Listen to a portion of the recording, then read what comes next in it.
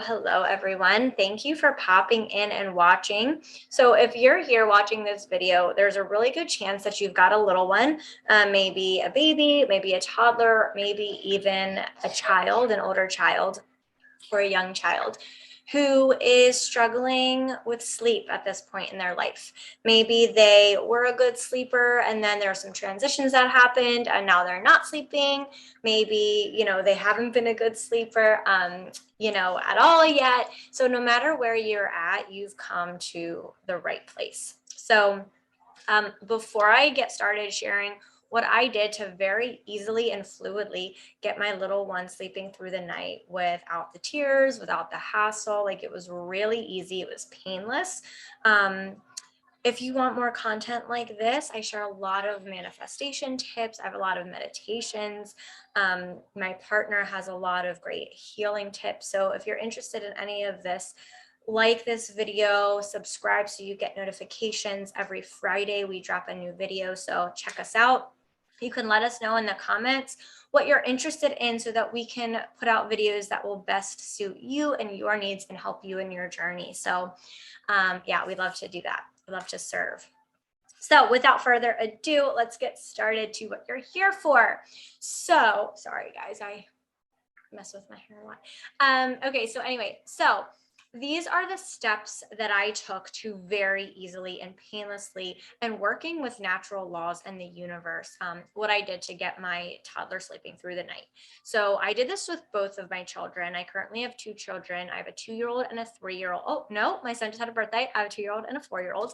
But they were both 2 and 3 when I used these steps. So my 2-year-old was at the point where he had been sleeping. I had done like the cry it out stuff with him. Unfortunately, it was really hard, but I was desperate at the time.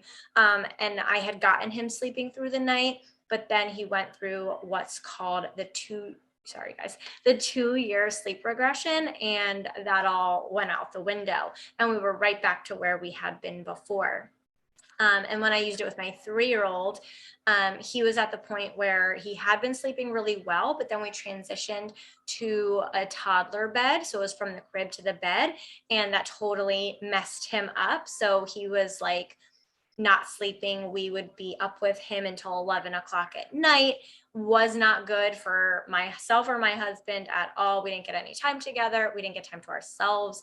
And it wasn't good for our 3-year-old staying up till 11 o'clock at night, right? So I used this with both of my children, and within a week for both of them, it was really easy. So here are the steps. So step number 1, you need to ask for what you want.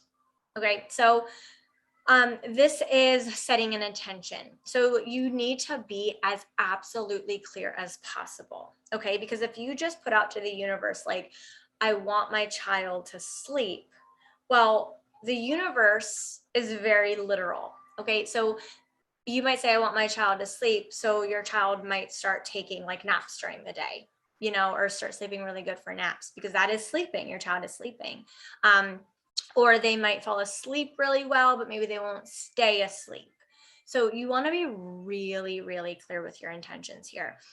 Really take the time to think about, what would your ideal situation look like? What do you want actual sleeping, like the process of getting your child to sleep, that bedtime routine? What do you want it to look like? What do you want, how long do you want your child to sleep through the night? Do you want them to sleep on their own? Are you okay with them sleeping with you? When do you want them to wake up in the morning? You want to think all these little details out, and then you want to put out to the universe what you want. You want to say what you want. You can write down what it is that you want, but however you want to do it, you just need to put it out there. So that's what I did. Just kind of going with my 2-year-old at this point. I wanted him, I wanted our routine, we take a bath, we don't bathe every single day, but, take a bath, we get dressed in PJs, a little bit of playtime, reading books and cuddles, and then down into the crib. And I wanted it to be seamless. And then I wanted him to stay asleep through the night, and wake up at that time. We were getting up at 6 o'clock to go to daycare. So I wanted him to sleep until 6 o'clock, also, on the weekends too. So I was really, really clear about what I wanted that to look like. And then I did that also for my 3-year-old with what I wanted his sleep situation to look like. So number one, be really clear and gotta ask for what you want. Number two is to believe. So this is one of the hardest parts. When you're in a situation where your child is not sleeping, it's going to be really hard to foster or to have the belief rather that your child's sleeping, because that's not what's in your reality.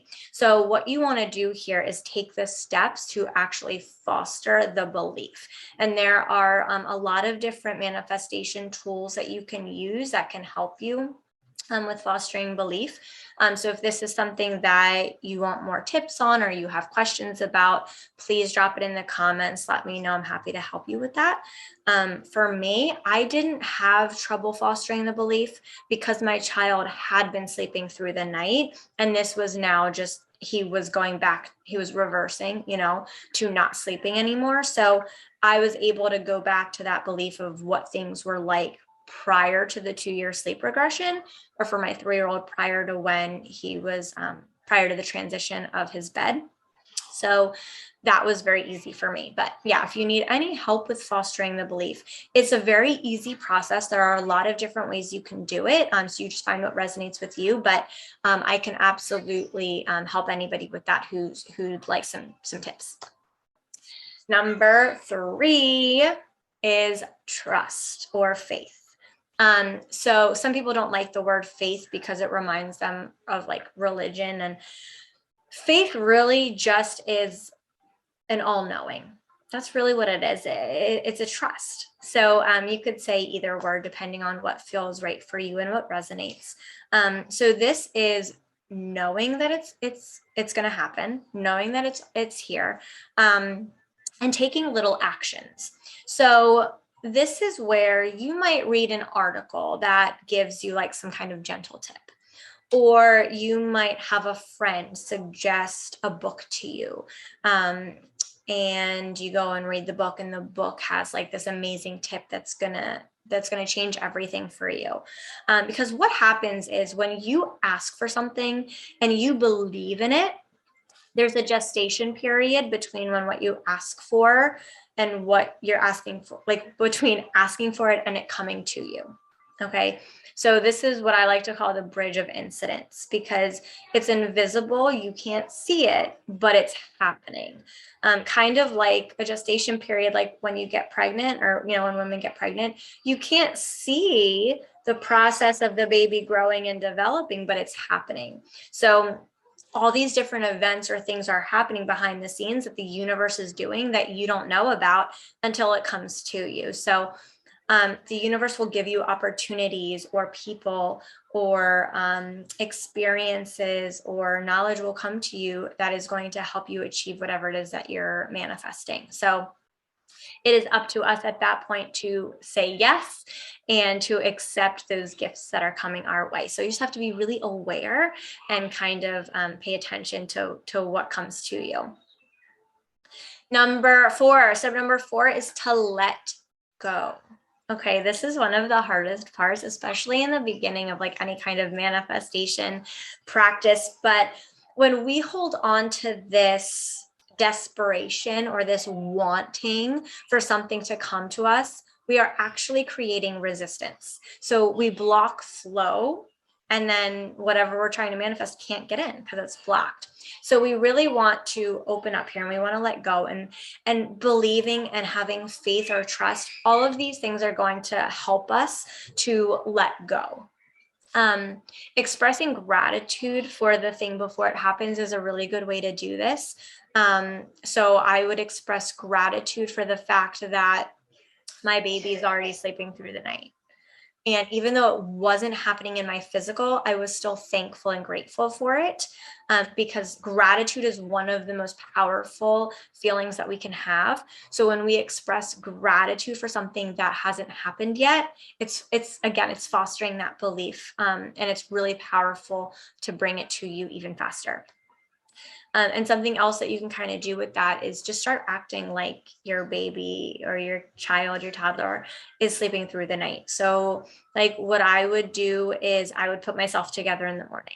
So even if I was exhausted and I just wanted to stay in my sweatpants because I was up all night, I would still put myself together, because me with a toddler sleeping through the night, I would have enough energy and I would have the desire to get myself ready for the day.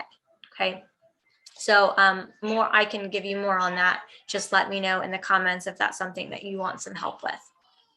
Number 5, sorry, not 10, 5. This is the fun part, guys.